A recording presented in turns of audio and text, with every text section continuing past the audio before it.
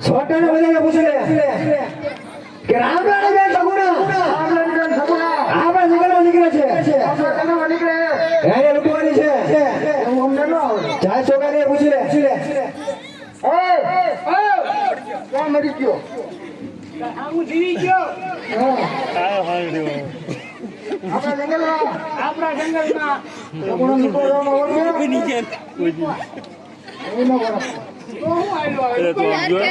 પેલા પૂછીએ કોને લૂંટવા જાવ જા પછી આવશું મગજનું ઓપરેશન કરાવી